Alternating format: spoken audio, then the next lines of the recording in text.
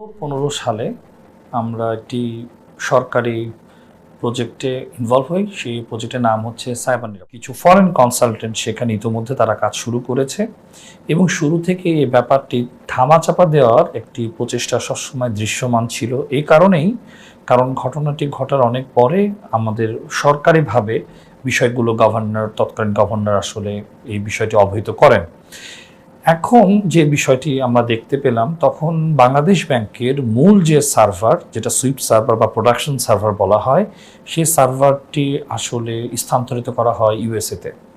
তৎকালীন সেখানে রাকেশ আস্তানা নামে একজন কনসালটেন্ট ফায়ার বরাত দিয়ে উনি বিবৃতি প্রদান করেন যে এটা ফরেন্সিক করার জন্য মূলত ইউএসএতে পাঠানো হয়।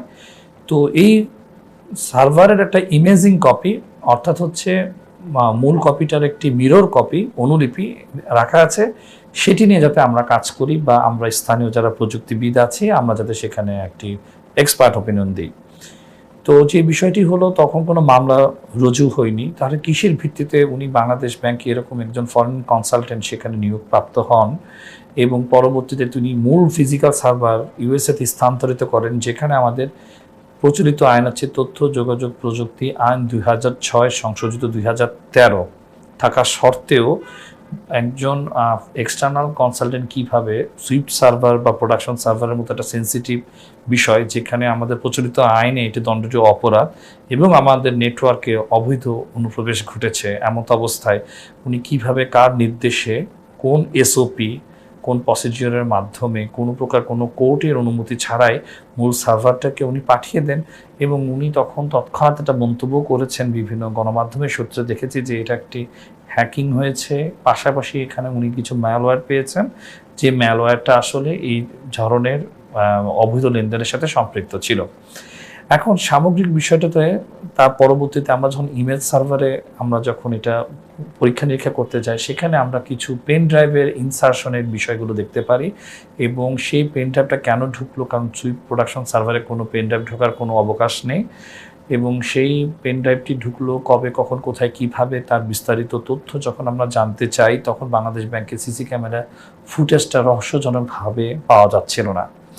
যার পরিপ্রেক্ষিতে যে বিষয়টি ঘটলো, এই ফুটেজটা যখন পাওয়া যাচ্ছিল না এবং তৎসংশ্লিষ্ট সুইফট অপারেটর এবং সুইফটের সাথে যারা কর্মরত ব্যক্তিরা, তারা সকলে এটা রহস্যজনকভাবে তারা ট্রান্সফার হয়ে যায় বিভিন্ন জায়গায়। ভুল না করে থাকলে সম্ভবত তারা ঢাকার বাইরে ট্রান্সফার হয় এবং যখন তাদেরকে আসলে খুব স্বাভাবিকভাবে প্রশ্ন করা হয় সুইফট চালু হয় কিভাবে, তখন আমার স্পষ্ট মনে আছে একজন ভদ্রলোক রীতিমতো উনি কলম নিয়ে এইভাবে কাঁপাকাঁপি শুরু করেছেন। খুব স্বাভাবিক প্রশ্নে ওনার বডি ল্যাঙ্গুয়েজটা খুব স্থিতিশীল ছিল না। তো বাহ্যিক দৃষ্টিকোণ থেকে দেখে মনে হচ্ছে যে কোনো একটি সমস্যা তার কাছে খুব স্বচ্ছতা নেই বিধায়, বা উনি আসলে কিছু জানেনও না হয়তো, বা এর জন্য উনি আসলে ভয়ে নার্ভাসে হয়ে এই জাতীয় কাজ করে থাকতে পারেন বলে আমরা মনে করি।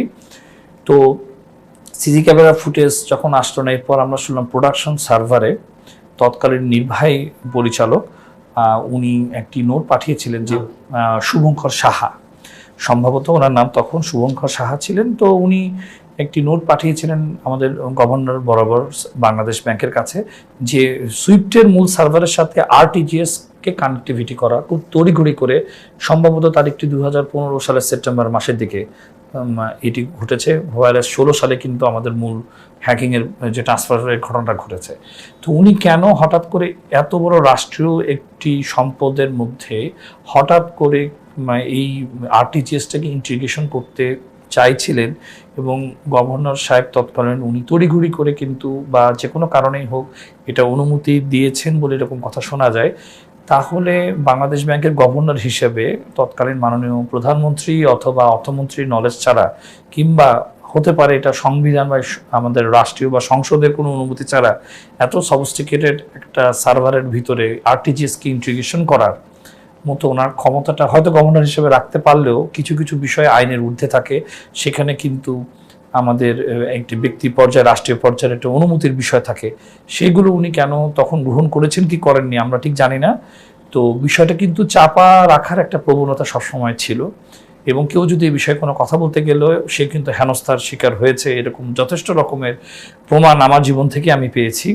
তো যে বিষয়টাই হলো উনি অনুমতি দিয়েছেন এবং আরটিজিএসটা ইনস্টল হয়েছে এবং তাদের বক্তব্য অনুযায়ী সেই আরটিজিএসটাকে পরবর্তীতে ডিসকানেক্ট করা হয়েছে বা ডিসেবল করার চেষ্টা করেছে, পরবর্তীতে এটা আনইনস্টল করার চেষ্টা করেছে।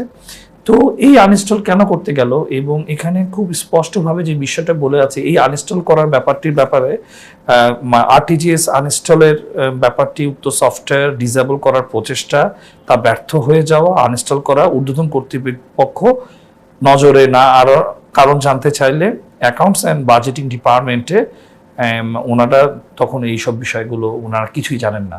তার মানে সামগ্রিকভাবে দায়িত্বহীনতা এবং তাদের নিজস্ব যে দায়িত্ব, সে দায়িত্বটাকে আরেকজনের উপর চাপিয়ে দেওয়ার একটা প্রচেষ্টা। অন্য যে বিষয়টা আমি বলতে চাই সেটাই হচ্ছে যে এখানে আমাদের এই ঘটনাটা ঘটার পর এখানে দু রকমের তদন্ত হতে পারে। একটা হচ্ছে টেকনিক্যাল ইনভেস্টিগেশন, আর একটা হচ্ছে অ্যানালগ ইনভেস্টিগেশন। সেখানে শালিকা ফাউন্ডেশন নামে একটি এনজিওর নাম আসে, যেই ট্রানজ্যাকশনটা আসলে এক্সিকিউশন হয়নি কারণ ফাউন্ডেশন বানানটা ভুল ছিল।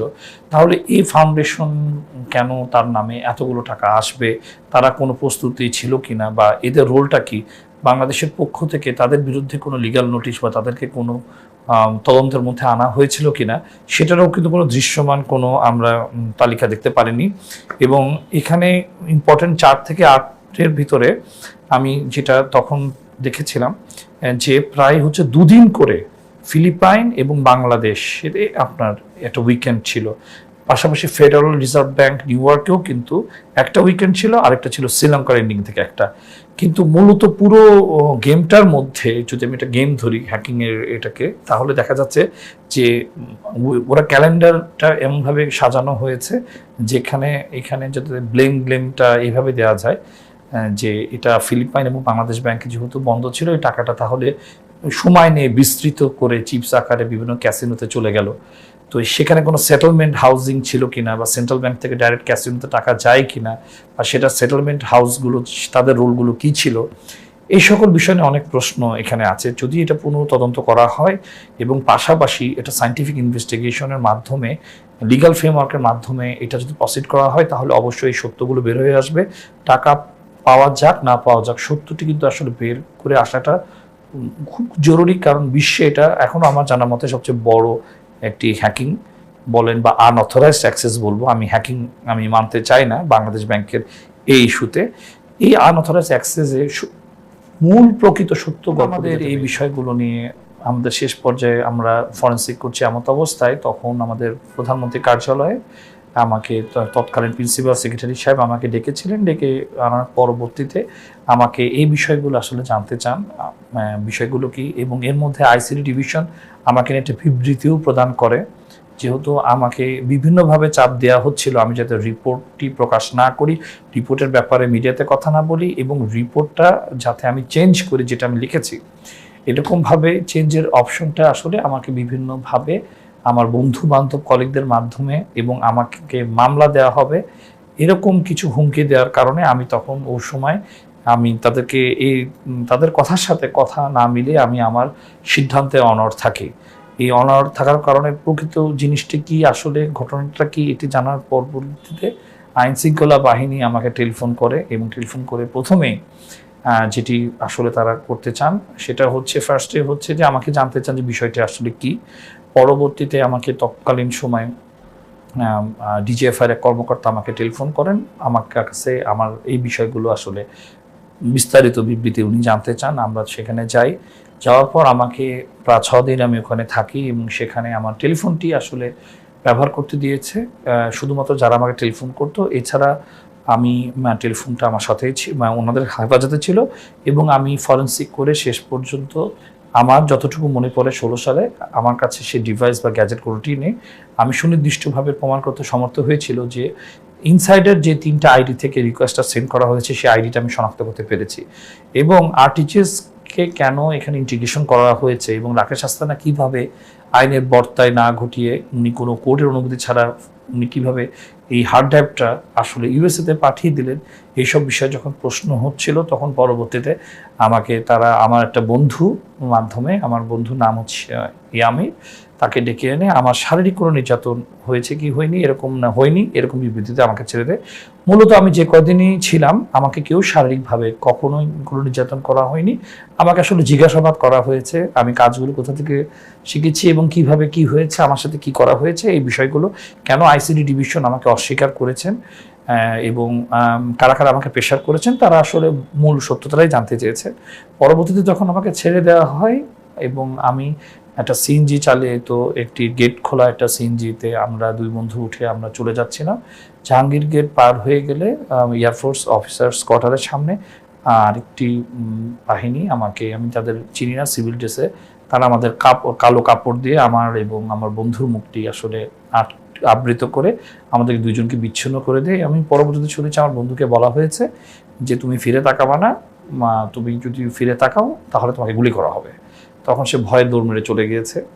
আর আমি কোথায় ছিলাম আমি তো ঠিক জানি না। আমার তো কালো কাপড় দিয়ে আমার মুখ বাঁধা ছিল এবং আমি যেটা বলতে চাই যেটা সঠিক এবং সত্য সেটি হচ্ছে যে আমার পরে কোনো প্রকার কোনো অত্যাচার করা হয়নি, কিন্তু আমি মানসিকভাবে খুব বিপর্যস্ত ছিলাম। আমি খুব কৃতজ্ঞ মিডিয়া ভাইদের কাছে, খুব বেশি পরিমাণ উপরে আল্লাহ তাআলা আমার আম্মার দোয়া এবং ওনাদের একটি সক্রিয় ভূমিকা না থাকলে পরে হয়তো আমি ফিরে আসতে পারতাম না।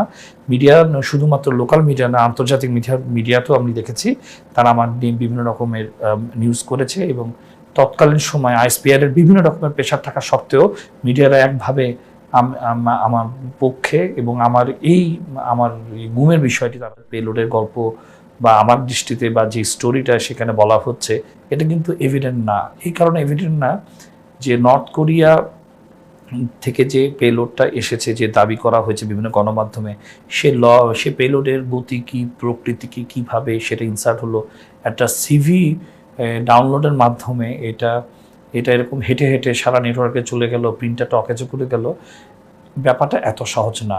আর সুইফটের প্রিন্টার তো আরও সহজ না, ভেরি সফিস্টিকেটেড।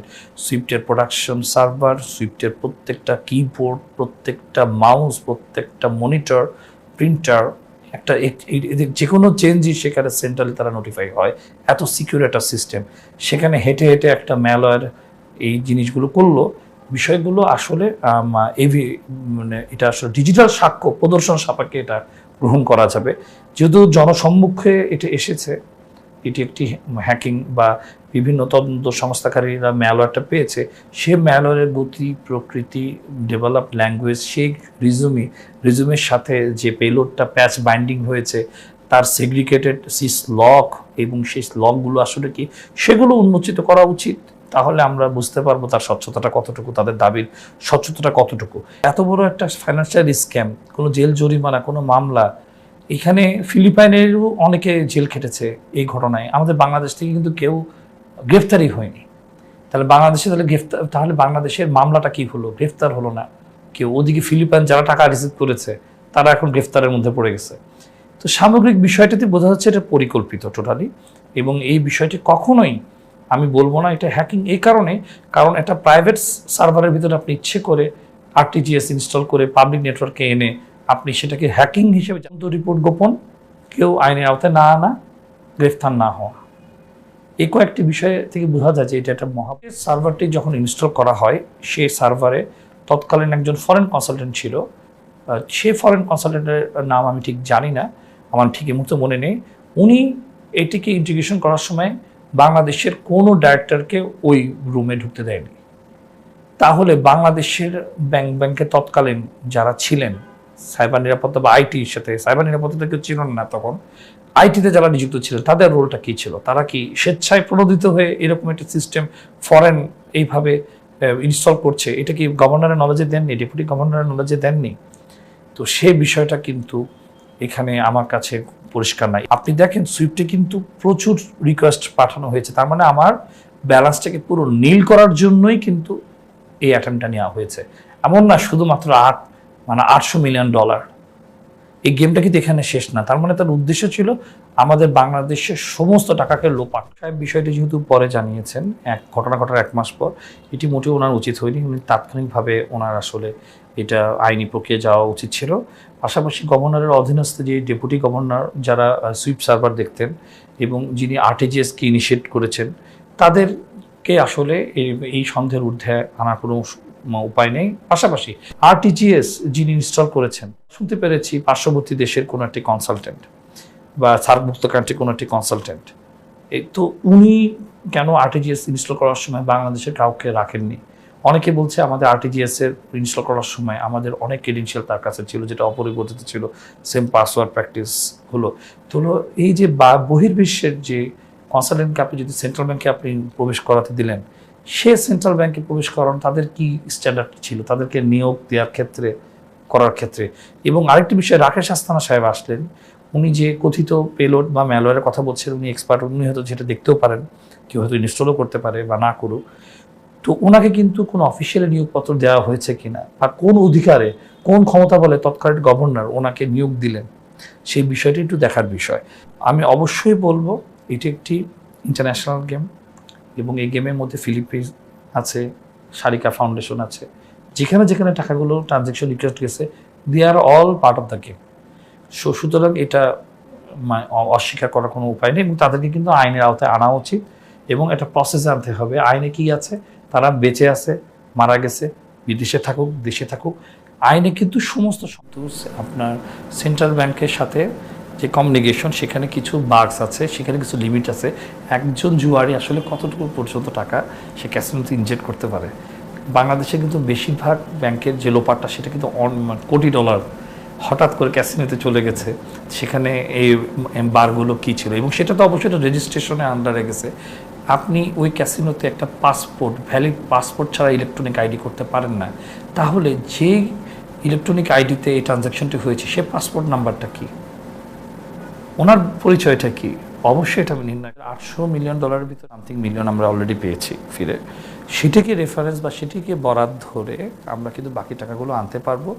একটি সিম্পল একটি বিষয় আমি আপনাকে আইনের ভাষায় বলতে চাই, যেহেতু আমি আইনজ্ঞ নই এ বিষয়ে, আন্তর্জাতিক আইন বিশেষ করে, যে কোনো একটি মানি ট্রান্সফারের ক্ষেত্রে একটি ভ্যালিড এগ্রিমেন্ট লাগে।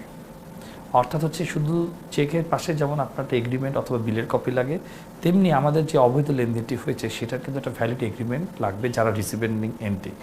তো সেক্ষেত্রে তাদের কাছে যদি এরকম ডকুমেন্ট না থাকে তাহলে অবশ্যই কোর্টের কাছে বিচার চাওয়া যেতে পারে এবং এই বিষয়ে বাংলাদেশের হয়তোবা সব ডেপুটি অ্যাটর্নি এবং অ্যাটর্নিরা কাজ করবেন এবং ডিজিটাল ফরেন্সিকের মাধ্যমে এটা হ্যাকিং নাকি ইচ্ছাকৃত মানি ট্রান্সফার, এই বিষয়ে সিদ্ধান্তের পর আন্তর্জাতিক আদালতে এই টাকাটি আসলে আমাদের ফিরিয়ে আনার ব্যবস্থা করতে হবে।